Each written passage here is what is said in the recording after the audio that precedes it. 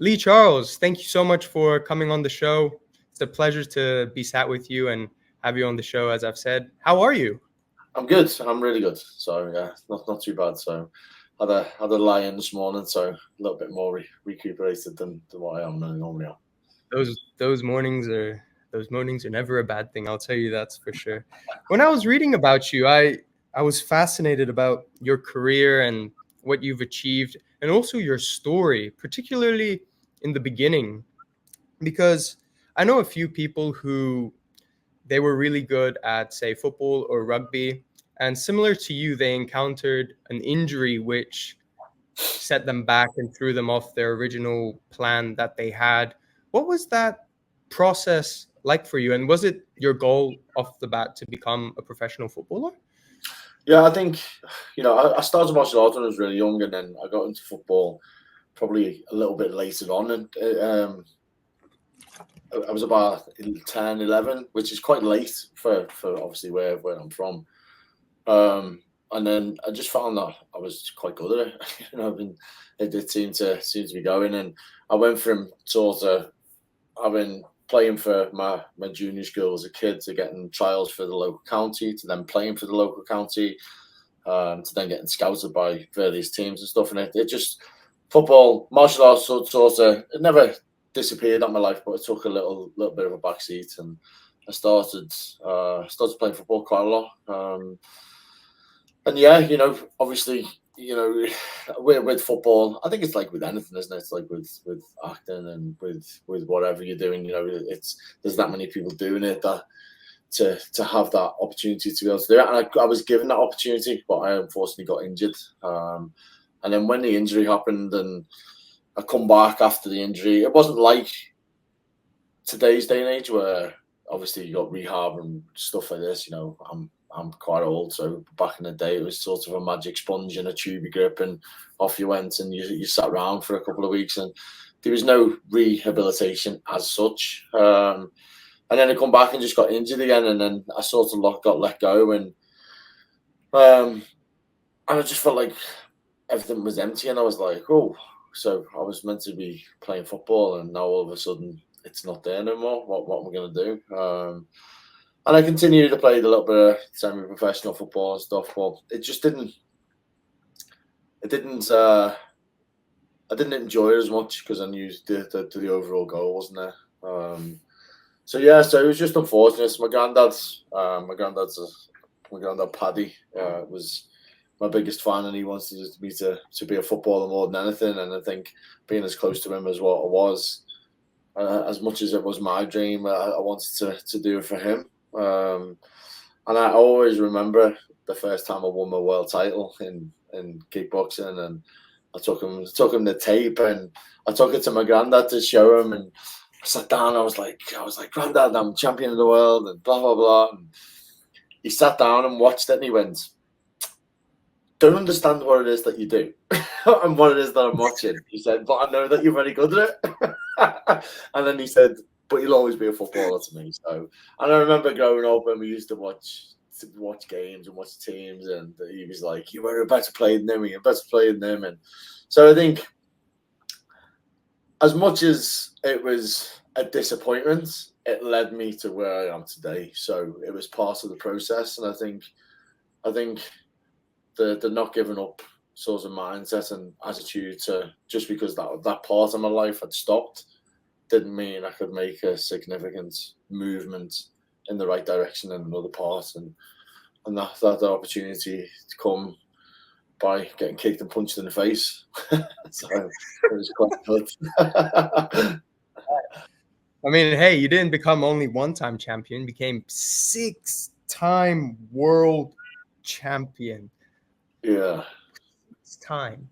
I'm guessing kickboxing is more so similar to boxing and MMA, where you're a champion after a fight, like a championship fight. Yeah, Or is so I basically used to travel all around the world and fight for different organizations. So like boxing, you have obviously in UFC, there's only the UFC belt. But in boxing, you obviously got the WBO, the WBC, and you have these organizations. So I went around the world sort of fighting for different organisation belts and having the opportunity to be put forward in front of people. And I mean, I got to fight on teams with some of for me, the greatest sort of stand-up fighters I've ever seen. So, Michael Venom Page is a really good friend of mine, and we used to tour the world together. We used to go all over the place, fighting all over the world, and sort of to be around them individuals, the guys like Lee Matthews and Drew Neal and Robbie Hughes, and before that there was others, and I was quite fortunate enough I actually didn't win a world title until it was a little bit later on. It was after 2005 because I went to the States and I met one of my heroes, Benny the Jet Urquidez, who to me is the greatest kickboxer to ever walk the planet. And it was Benny that sort of opened my mindset to the believability that I could go on to achieve whatever it is that I wanted to do. And I think that was the only thing that stopped me, like winning the world title at that time. I'd been multi-British, multi-European. But I always had this, I was always like so close, but so far away. And I think meeting him, and he also introduced me to the film world and where I am today, which is quite fortunate. So when they say never meet your idols, I don't believe in that. So it's just meet the right ones. So, Wow. I mean, I love your mindset and I love the approach of having no quit and always pushing.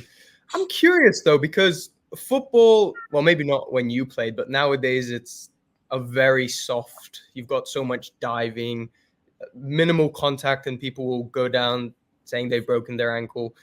To go from football to kickboxing, it's like two sides of the planet, that one. And not only to just train it, but what made you want to become a world champion? I didn't. Do you know what? I actually didn't know that I did want to become a world champion. I've always done martial arts. I've done martial arts since I was 4, 5. I watched the Bruce Lee film, become obsessed with Bruce Lee. Martial arts has always been in my life, and I've always been around martial artists. My dad was a black belt in karate.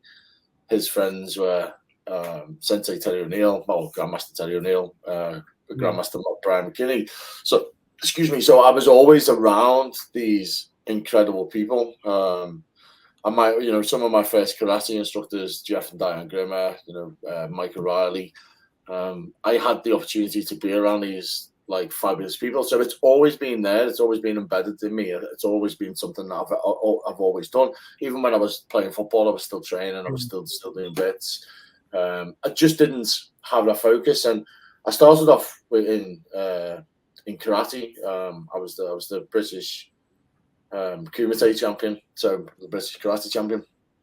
And sort of when the football world sort of finished, I was just sat there one day and I was like, I think I might have a little go of fighting again, and see how we get on. I'd gone from being British title and stuff like this, and having this other part of my life sort of take over.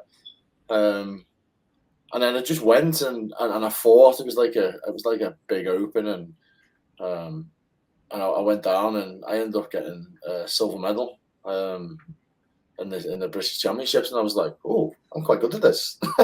It was like, and that was without any real direction. I've always been athletic. I've always trained.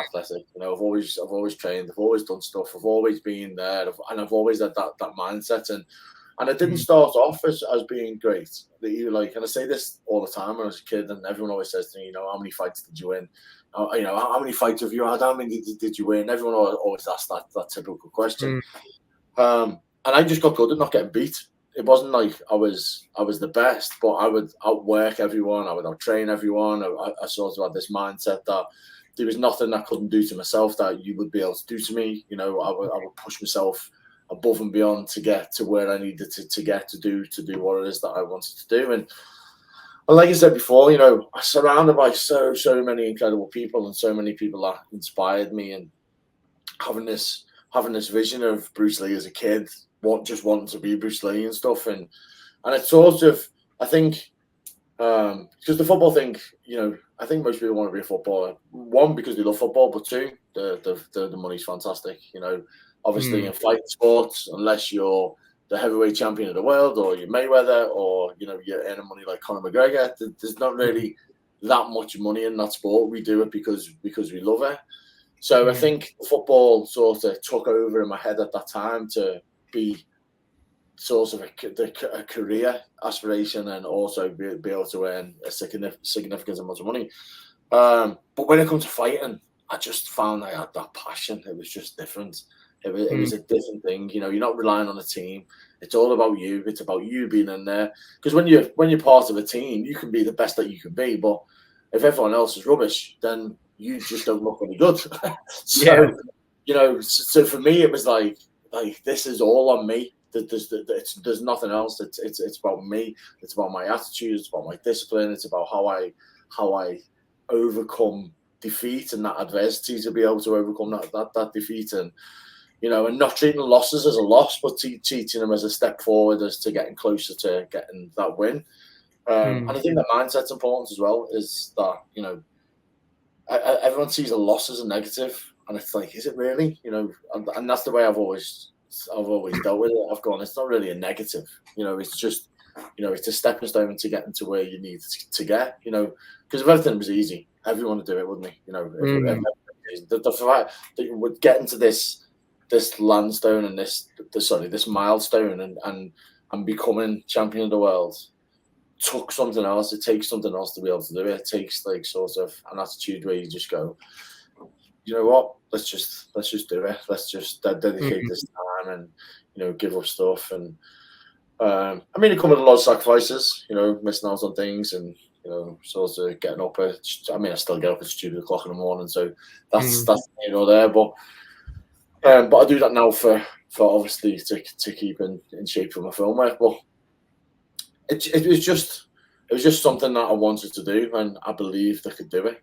Having that self-belief and that belief in myself, that made me want to strive forward. So I always say to people, and I've said it for a long time, that the only person that can ever stop you achieving what you want to achieve is you, because the only person that can ever stop you from doing anything is you. If you give up on you, there's no one else that's going to help you do it. So for me, it was always a case of whether I got injured, whether I felt rubbish, whether I lost that fight. It was having an attitude to go away. Obviously we're going to sulk, because everybody sulks. Everyone has that moment where they're down and stuff. But then it's taking, it's analysing it. It's looking at where my weaknesses were, where my strengths were, putting them into a plan, making that, having that plan, then putting that plan into action.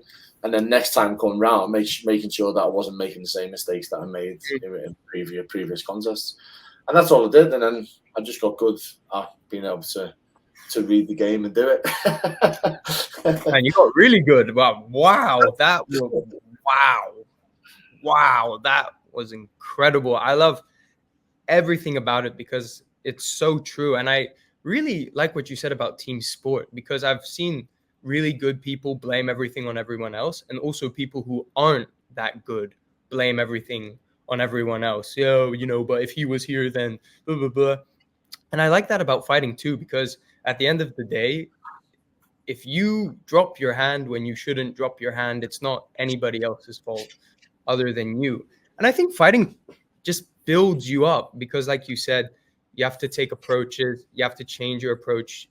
And I was saying this with Isaac Florentine as well. It's, if you're too emotional, you're going to get caught. If you're trying to rush things, you're going to get caught. And I think it set you up perfectly for the amazing film career that you've had.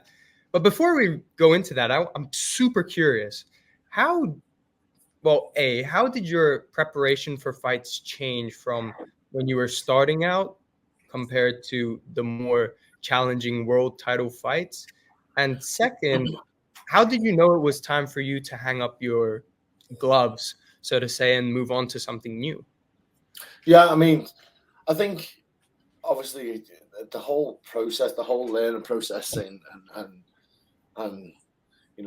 being able to realize where you were going wrong at the beginning, and it's sort of like, I think overtraining and doing a lot of significant things around that time has that kind of effect, where that negative effect, instead of having that wisdom to be able to go, okay, that I need to specifically do this. So at the beginning, I sort of like went in all guns blazing, thinking that was the best attitude to have, and like so. And I think I overtrained more than anything. So when it come time to fight, I don't think I dealt with my nerves as well in the early stuff. I think my nerves took over, and my nerves sort of got the better of me, and so I had to change my mindset as well as the way I trained. And I think as I got better, and I got surrounded myself with like competing against the more unique athletes, and being surrounded by these athletes, and seeing how they trained, and seeing how they prepared, and seeing how relaxed some people were going into a thing, and listening to stuff, and again when I was with Benny, Benny sort of opened this mindset to me to sort of believe that nothing's unachievable, and you're able to have this thing inside you, because you've got the skill sets, you've got everything that it is. It's just sometimes your mind beats you. And I used to have a checklist before I went in, because as soon as you get in there, and as soon as you step into that fight, and you've got someone to stand in front of you, you think of everything that you haven't done. So that's the first thing that happens. So as soon as you get in there, like, because obviously nerves come on by negativity, and the negativity part inside of it for me was, if I hadn't done, whether it's that, did I miss that 5-mile run that I should have went on every morning? Did I not get up at this day? Have I been eating properly? And everything, all that, the whole of them see the doubts always sit in, and always play on your mind, and sort of get to you.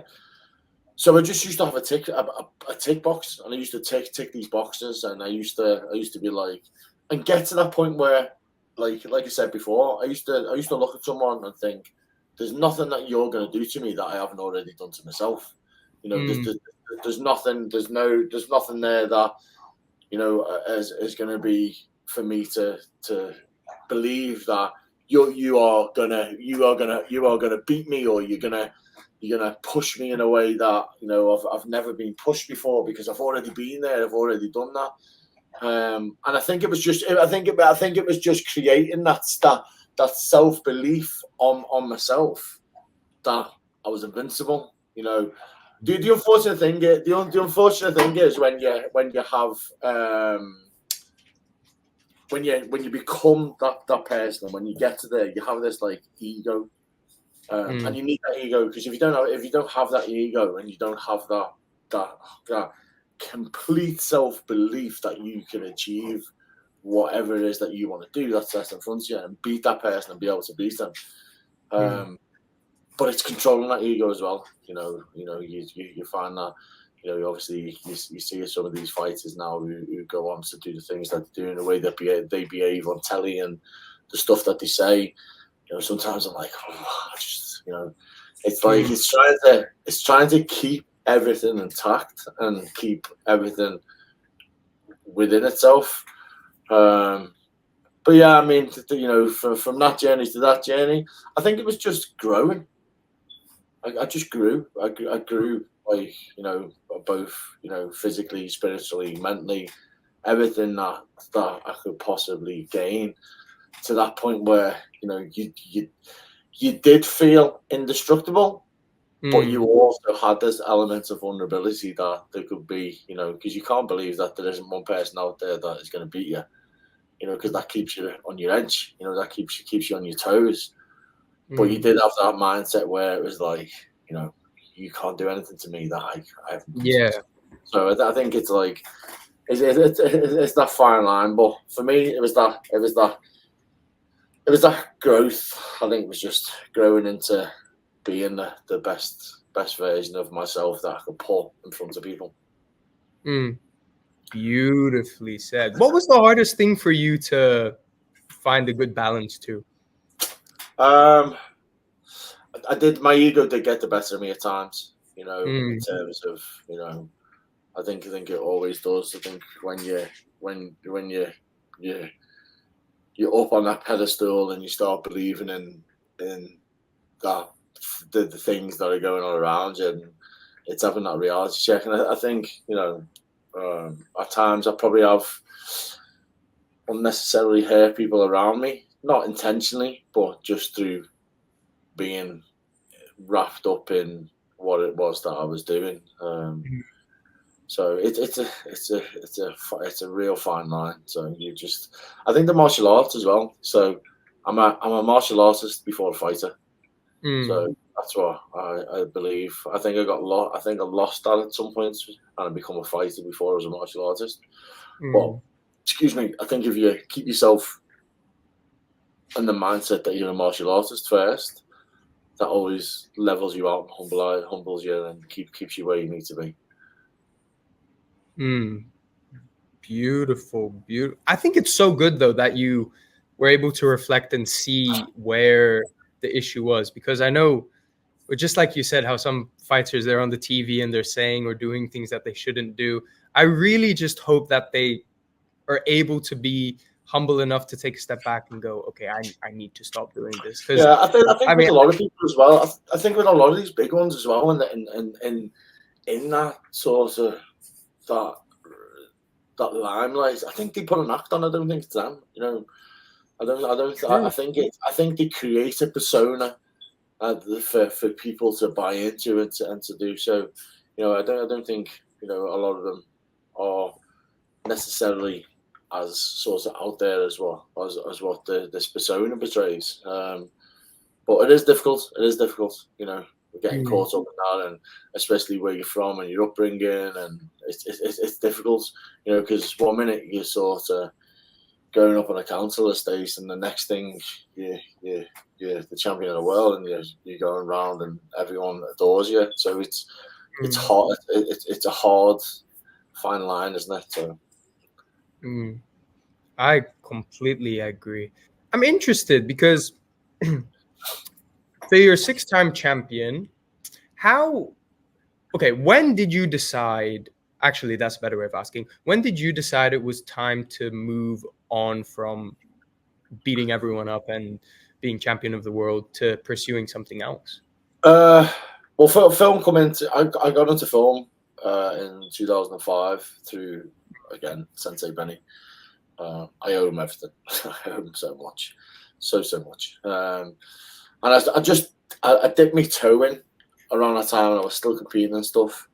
And I think as you sort of get older and your body doesn't heal as well as it used to, and you start, picking up like injuries. I tore my adductor, I done my ACL. There was a couple of injuries that I was advised not to fight again and stuff. And obviously, when someone tells you not to fight, the first thing you want to do is fight. So, but I had a bad tear in me on the doctor, and I seen the doctor and the specialists, and they were like, it's healing. They actually did it in a fight at the round. I was kicking a fight and ripped it, and then they said, we advise you not to fight again. You shouldn't fight again. And I was like, okay.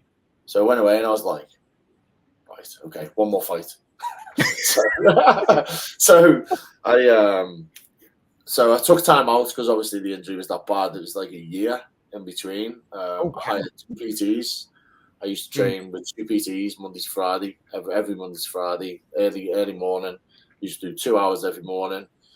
And I just built this super version of myself with these PTs, Matt and Tolga. And then I come back and I fought in Ireland in the World Championships, won the world title, and then retired. And I think it was I think I'd already knew that I wanted to retire, and I think I would have retired had the surgeon not said you should retire. I think it was that sort of, that little thing on my shoulder going, oh, you can't have anyone telling you to do that. And then I retired, and then I stayed retired for 6 years, and then I lost my nan. I obviously made the step into film and started working on film a bit more and stuff. And then I lost my granddad in 2009, 2010, and then my nan died.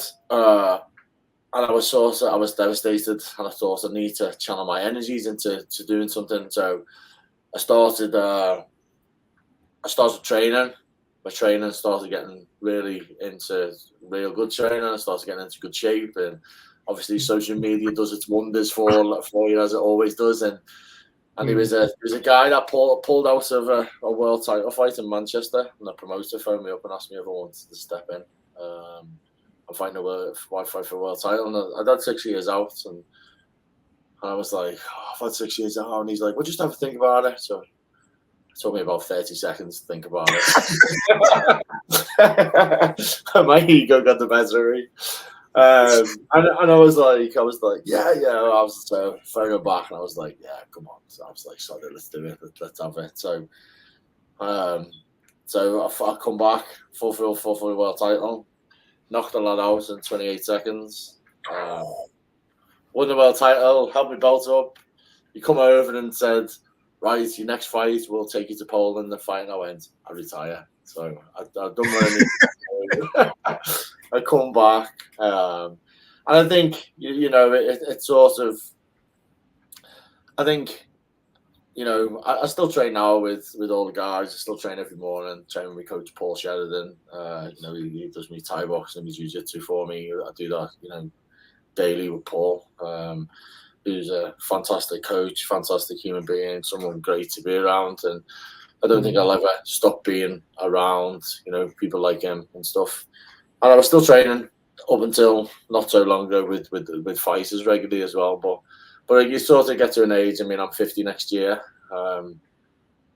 And when you get hit in the head and you start losing sort of bits of your day, you sort of, I remember coming home after a heavy sparring session and sitting down in my apartment at the time, and then Liverpool kicked off against Man United in the afternoon. The game kicking off, and then thinking, what have I done for the last 4 hours? And I couldn't remember. What I'd been doing. And then I think that was the time when I thought, okay, you're getting on a bit now, and you need to stop getting these headshots and stuff. But that little thing on my shoulder that sits there all the time. Every time I went to a fight show last weekend, as soon as everyone started hitting each other, I just wanted to be in there and do it. But I think common sense has got to prevail, and I've got a new career which is doing exceptionally well at the moment, and I love it. I love it. I think I've always wanted to be a performer. I've always wanted to be in and around a environment, and I think when you go from, I think just that I like having something to dedicate myself to and have purpose for. So that's where I am now. You became a champion, retired, came back a champion. Wait, I took my hat off to that. That is, hey, what a way to go out, though. Going out on top, that is. It was funny because my girlfriend come to watch me fight. It was the first time she watched me fight, and I'll never forget it. And obviously, I went out and then fought this guy. I didn't even take anyone to do my corner. So my mate was like, "Who's in your corner?" I'll just give my girlfriend the towel, and he's like, "No." So he just stands in my corner. He's like, "I'll do all your corner stuff." So, and then after the fight, so I knocked this lad out, hit him with hands, went down, hit him with hands, went down. And then it was like, champion away, I come back, my girlfriend goes, "You didn't even throw a kick." I was like, it was 28 seconds. I didn't have time to throw a kick, so it was quite funny. Yeah. 28. Yeah. Nowadays in professional fighting, I don't know if there's even much of a punch thrown in the first 28 seconds. As soon as he hit me, I knew I had to be out of there. I just knew I had to be out of there. I didn't have any other choice. I just had to be out of there. Wow. Yeah. So I'm mind blown about that one.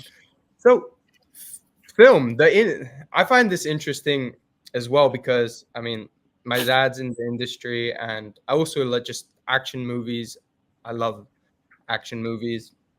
You've obviously had an amazing film career that's still thriving. You've been in over 70 movies with pretty much half and half being as an actor and stuntman.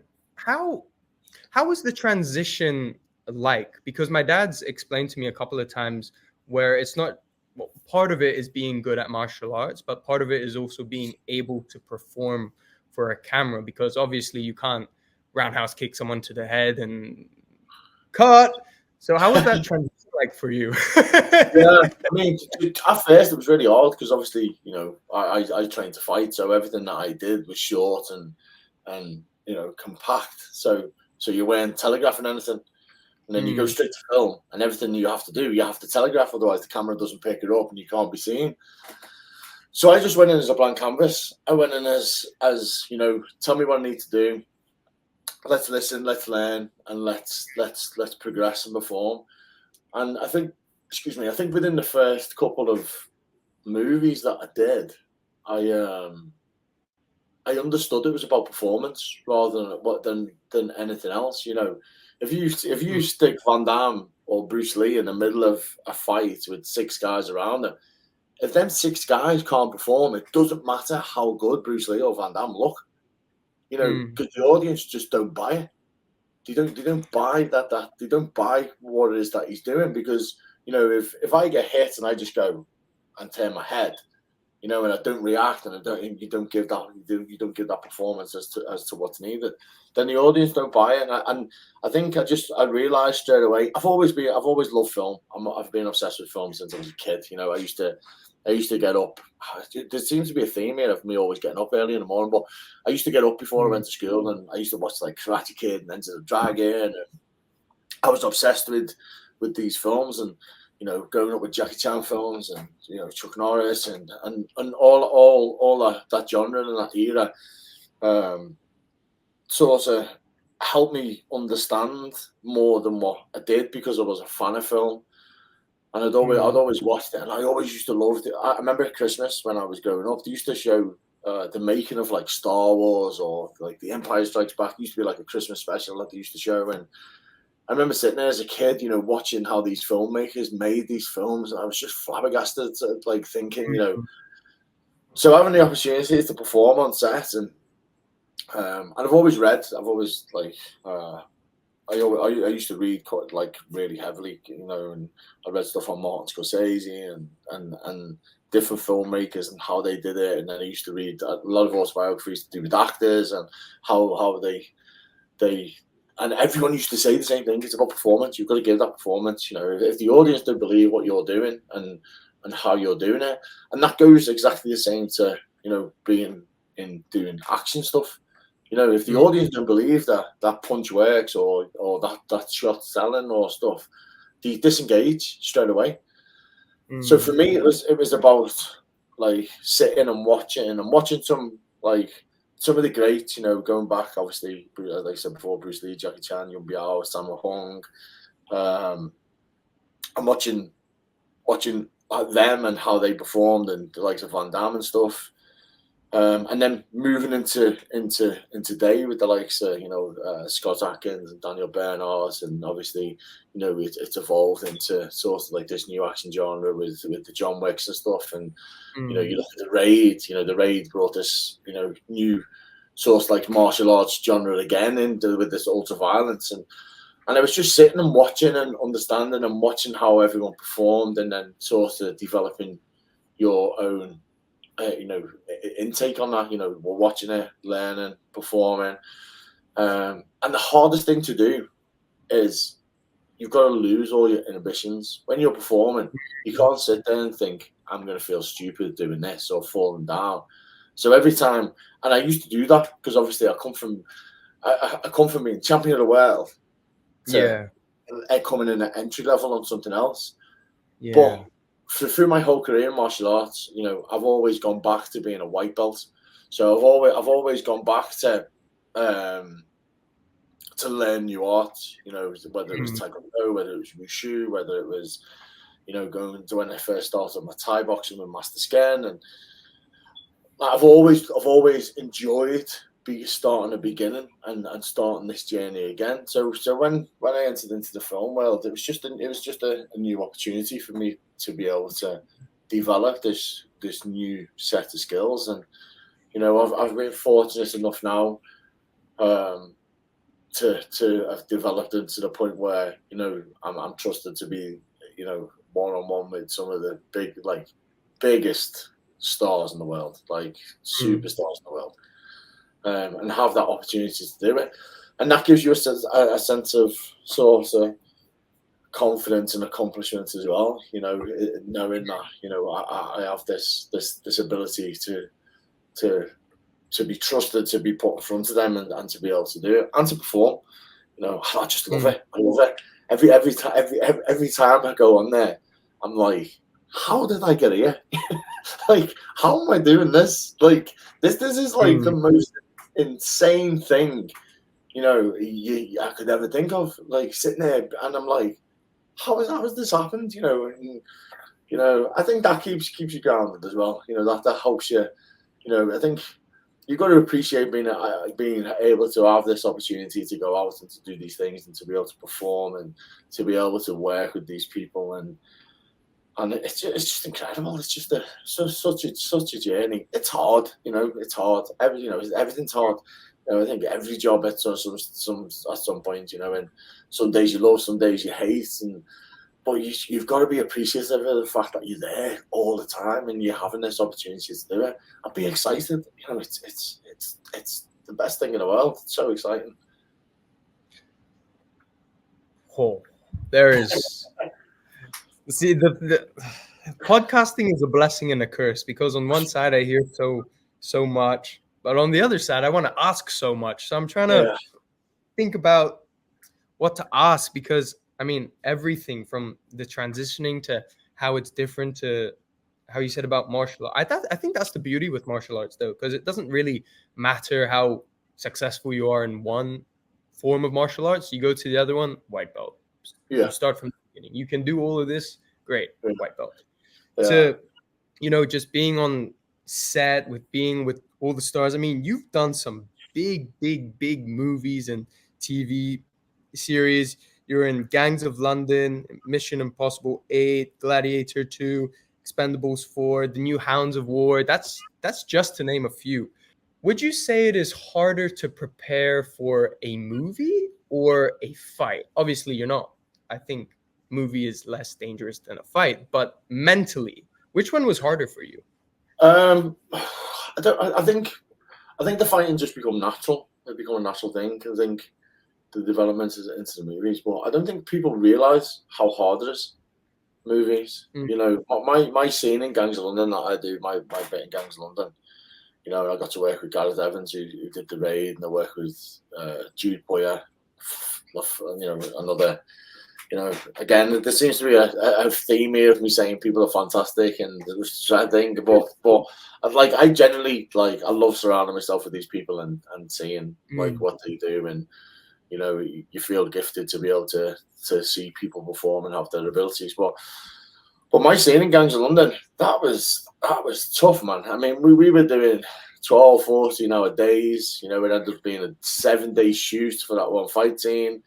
I had to stay angry the whole time because my character developed up, and I was this psychopathic sort of killer. So going in every day, I was instantly angry. I segregated myself from everyone. I was miserable because I had to put myself into that mindset. If you're ever angry for a long period of time, you'll know yourself. You start getting headaches and you start getting things. And then I had to perform on top of that and do what it is that I was doing. And it was and in that thing, Gareth asked me to put 2 stone of weight on, so I put weight on for the role, and these are things that I don't like. Obviously, the viewers see it and they're like, "Oh my god!" And I think once they understand and appreciate the things that go in behind it, it's just insane. I mean, I watched a documentary the other day. There's a documentary now on Amazon Prime about the Hong Kong stuntmen. Yeah, the guys. There was one thing where they said they were doing this one fight, this Jackie Chan fight. It was 31 days 31 days, 31 consecutive days, no days off. And they yourself, obviously, they perform for like 16 hours a day. So, and I was like 31 days.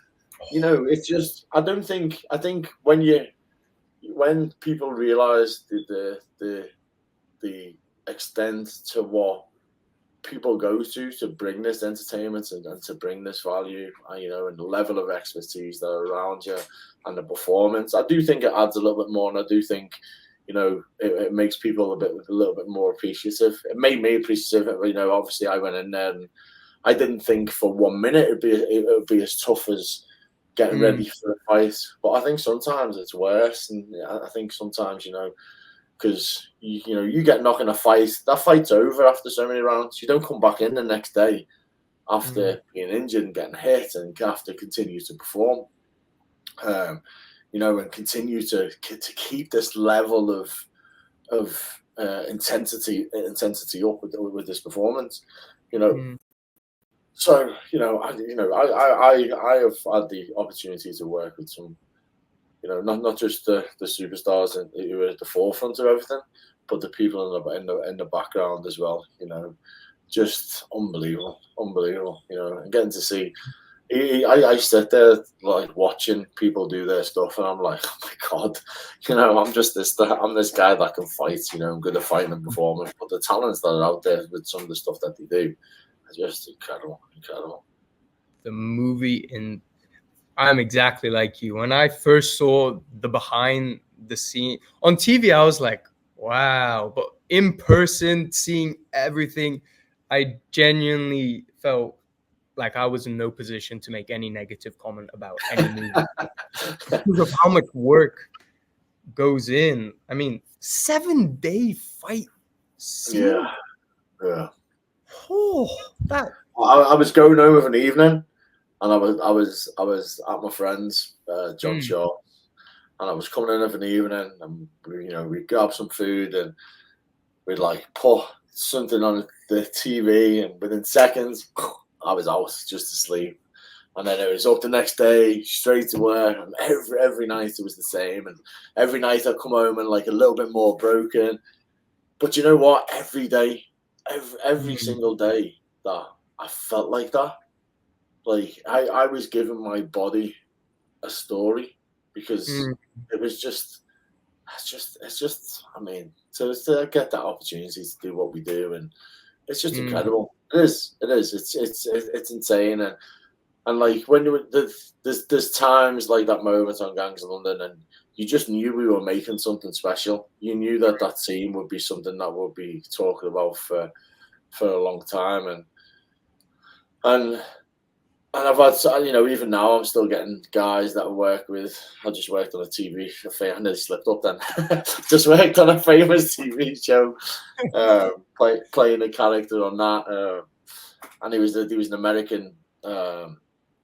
An American guy doing second units. He was doing the camera work on second units, and he was just like, "Man, your scene in Gangs of London is one of the best fights I've ever seen on TV." And I get that quite a lot. And you just think, that's all you ever want. Is to be able to give the best that you can give, and hope that the audience enjoy it and everyone's enjoy it. But when your peers, when the people that you work with are saying that, then that's the highest compliments that you can get, because these guys are the creme de la creme, and it's nice. It is. It's really nice. How do you recover? I mean, obviously, because I do a lot of sports. I know sport recovery is not like movie recovery. Sport, you got stretching, ice bath, bit massage, good to go. But movies, I mean, just as you've said, you've had to be in this state of mind. You had to gain 1 to 2 stone. And I mean, you do movies a lot. So this is not just like one time thing. How was your first recovery from a movie like compared to now when you're more accustomed to I think for me, I've got this mindset. So I've got this mindset where, I'll just keep going. I did the world record for sparring a couple of years ago, I did 179 rounds, continuous 3-3-minute rounds. So a whole lot of records for that. And I just know I've got this sort of switch within myself. Wait, I'm sorry, 179 yeah, 3-minute rounds. Yeah, I was ill. Couldn't speak for 6 weeks after it, but it was worth it. So it was worth it. I mean, I'm really sorry to interrupt you, but that wow. Yeah. Please continue. I'm just mesmerized by that. Yeah. So, but I think, you know, when I come back home, so in between films, I go to see a guy in Liverpool, Marcus. He's my specialist. I go and see. I get realigned, reset, and stuff, and then we get massage treatments. I get ice baths. I train. I'm going to stretch a little bit more than what I do as I get older. But then also sort of having the opportunity to listen to your body as well and go, okay, maybe today I shouldn't train. Maybe today I should have it off. Well, as you know, last week, obviously, we couldn't do this last week because I was away and I was working. So I sort of had a week off last week because, I say a week off training, but I was still active. I was still doing my stuff. So a week off my training routine that I do. So coming back this week, I feel great. I feel refreshed, rejuvenated, and ready back into it. But it's difficult. It's difficult. I think the older you get, and sometimes you're having to work around injuries, and you're having to sort of. But it's just not being stupid. If you, it's common sense. We all want to work and we all want to do what we're doing, but just don't overdo stuff. I'm saying that, but I do it all the time.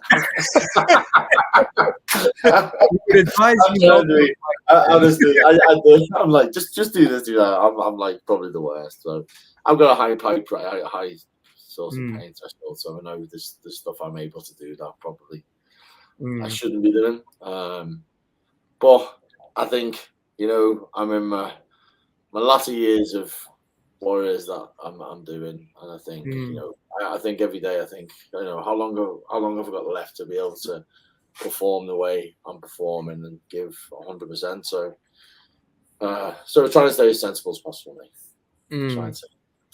Which was the movie? Which movie did you do that you felt it was the hardest for you to be the character that they wanted you to be? Ooh, I don't know, because I quite get into these bad guys quite easy. So I think I just take myself to. But I think that comes from life experience. It comes from watching movies and growing up, and I was fortunate enough to grow up with likes of Robert De Niro and Christopher Walken and Al Pacino, and I had the era just before that, with the likes of Marlon Brando, and so I've grew up with some like great actors. I grew up watching Lethal Weapon, and sort of I think Lethal Weapon was one of my favorite films as a kid growing up, and seeing Mel Gibson play Martin Riggs and go be the hero, but sort of this anti-hero sort of psychotic cop that would go to any extent to be able to do it. And I think a lot of it comes from stuff that you've watched, and then your life experience as well. Growing up where I grew up and being around the area that I grew up and stuff. You see stuff happen. You see the people go off onto other journeys of life, and so sometimes it's unfortunate, and knowing for being around things. I think just a lot of life experiences as well. But the hardest, Gangs of London was really hard. It was really tough. Taking myself to that dark place and having the audience believe that this guy was just insane. I played it that well. I remember because at the time it was when COVID came out. So it was when COVID was about and everyone was in lockdowns and stuff, and that's when it got premiered on Sky Atlantic. I remember bumping into my friend and his wife in Tesco's, Obviously, you're walking around and you got your distance in. And I seen them outside, and you're like, oh, how you coping, during this time and stuff. And I was like, yeah. So, just watching TV. And they're like, oh, we're watching some great TV. And I was like, all right, okay. And they were like, yeah, I've been watching some TV series. And they were like, we're watching Gangs of London. And I was like, okay. And they were like, oh, it's just so good, so good. And I was like, oh, brilliant. And they're like, yeah. Have you seen it? And I was like, I'm in it. And they were like, hey. And I was like, I'm in it. And they were like, what do you mean you're in it? I was like, the butcher, with the in the underpants. And they were like, bear in mind, I've knew these for probably 30 years. And they were like, what? That was you? And I was like, yeah. I remember them going home, rewatching it, and then phoning me and going, how did we not? They were like, we were that engrossed in the scene. We just didn't realize it was you. And they were like, how did we not realize it was you? You can clearly see it's you. And I just thought, well, that's nice, because obviously they've got caught up in that moment and the character and everything that I brought to it. So for me, that was a good thing. It was a good thing that someone I have known for as long as I did were able to watch this and pick it up as this lunatic rather than it being, oh, that's Lee, so yeah. Job done for me. But yeah, probably, I just think I knew Gangs was going to change things for me. I knew having the opportunity to work with Gareth and Jude and Matt Flannery, the DP, and it was. I knew that this was a big opportunity for me. I knew how successful it was going to be. We were anticipating it to be. Obviously, Gareth revolutionised, this genre with the Raid and the Raid 2, and I just knew. I had big shoes to fill, and I had to give that performance because all eyes were going to be on Gareth, but I had every faith in it coming. I've worked with Jude countless times. He did my fight when I fought Dave Bautista in Final Score. He put the fight together for that as well, and that was an incredible fight. Getting to do that, and Jude's one of the Hong Kong guys. He comes from the Hong Kong background, and there's no one that he hasn't been around, and he's just a wealth of knowledge and talent, and so I knew I was in good hands, but I also knew that it was down to me to do what I needed to do, and not let these guys down who put the faith in me. So it was nice. I think that's ultimate compliment as an actor. Them going, you, what? Yeah, so it was good. Man, I mean, we're almost towards the end. Only got a couple of minutes left, so there's so many questions I want to ask, but okay, I've got one more so about your career of film, and then one more so with you taking a step outside and looking in. The one about your career, which movie were you the most nervous to film in terms of the scene? Because like you said, you've been one-on-one with some massive names. Which one were you the most like? Well, obviously, I've got a couple of films coming out that I can't really talk about. I mean, Gladiator, Gladiator's out in a couple of weeks. Getting to work with Ridley Scott was, unreal. He's been one of my heroes, one of my idols for a long time. But I've got a couple of, obviously that, and there's another movie where I get to fight one of the biggest action stars in the world. So, and I was that nervous. I went through half a bottle of aftershave just so it would smell good every day. I was coming home. I come home and my girlfriend was like, "Why is all your aftershave nearly gone?" And I was like, "Well, I was working with him every day, and I thought I've got to smell good because obviously we're not thing." So obviously I was nervous. I was nervous for that because I went through half a bottle of aftershave. But do you know what though? I treat every job. I've worked with Statham, Stallone. I've worked with obviously Dave Bautista, and I'm constantly put forward in front of these people, and I think everyone. I've got to be nervous on everyone because if I'm not, then I don't give it everything that I want to give. you know, and there's always them opportunities. You know, I've got 3 big jobs lined up, which I'm coming up to now, and I'm always nervous. I'm always, because I am probably the most self-critical person that I know. Like, I need everything to be, for me, sort of like perfect in terms of my delivery on my performance and what I do. And I remember winning a world title fight once in Italy, and then I fought really bad in the final, and then I didn't let anyone speak to me for 3 hours after I won. Didn't celebrate, just told everyone to go away, sat like in the rafters, watched it back on this tape where someone had taped it on an old video recorder.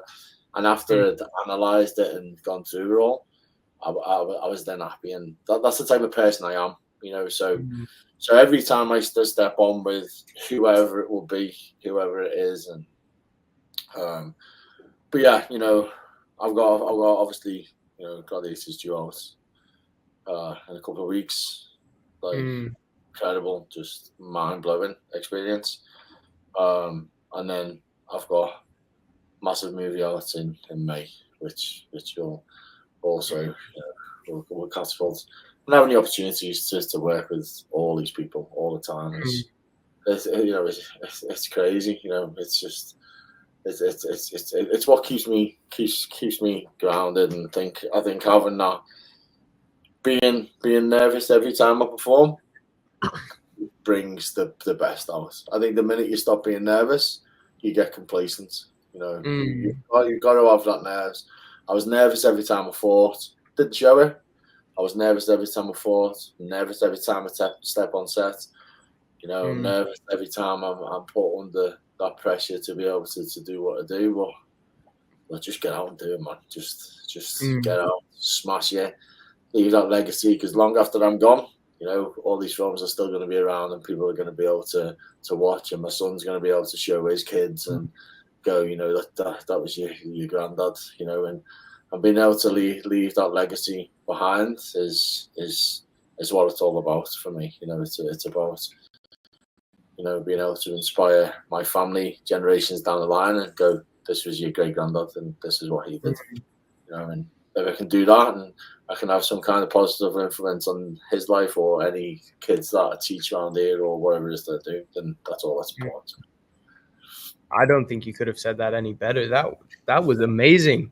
I think what you said as well leads perfectly to this last question that I have, because I spoke about it with my dad a little bit, and I've spoken about this with a few people in the movie industry too. And I'm curious, I kind of expect what you're going to say, but I'm curious to get more into detail about it. How do you watch your movies when they're finished, being the hyper analytical person that you are?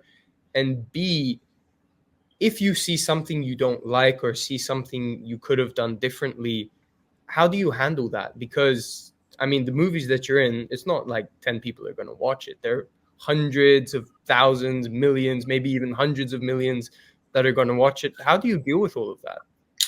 It's a lot of pressure. There's a lot of pressure. And I think being self-critical as well. I remember when I first did movies, used to sit there and I used to watch movies all the time and stuff, but which I don't now. I'll watch it a couple of times and then I'm like, let's leave it. But if I see something I don't like, I just make sure that it doesn't happen in the next one. Make sure that, you know, it doesn't approach you. And at the end of the day, it's not down to me. It's not down to me how the edit looks. I can only go in and do my performance and do whatever it is that I can do and do it to the best of my ability at that time. And how it's edited and how it's put together, that's out of my hands. So sometimes you've got to go, okay, I did what I needed to do. It was down to them, you know, and you know, there's some performances that I've done that I thought this is going to look amazing, because the way it's been edited, it didn't look as great as what I wanted. And then there's other times where I thought, oh, could I give more? And then I see the edits and I'm like, wow, that was actually really good. So, you know, so it's that collectiveness. But for me, the first thing I did, like after every movie and everything I do, is I come back home and I mop the floor in my dojo. I mop the mat in my dojo, because that brings me back down to where I need to be and where I need to be with who I am, and it helps me. It helps me get ready for the next one and progress. So yeah. What an amazing way to wrap it up. Lee, thank you so much for coming on. Thank you so much for, as I've said earlier, for taking time out of your day. I'm super excited to watch what's coming up in the future. And for everyone who's interested, where can they find you? IMDb, just check on IMDb. I'm also on Instagram at Mr. Lee Charles, and Facebook, Mr.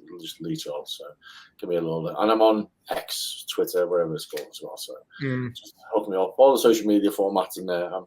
So just give me a little follow and yeah, just keep an eye on on my journey. And don't forget to go watch Gladiator. So I think it's worldwide from November 22nd, is it? I think it premieres in the UK on the 15th of November, and then November the 22nd for everywhere else. Okay, won't be disappointed. It's going to be big and it's going to be great. Hounds of War, where I met your dad. So check Hounds of War out as well. That was getting to work with Isaac was a true privilege.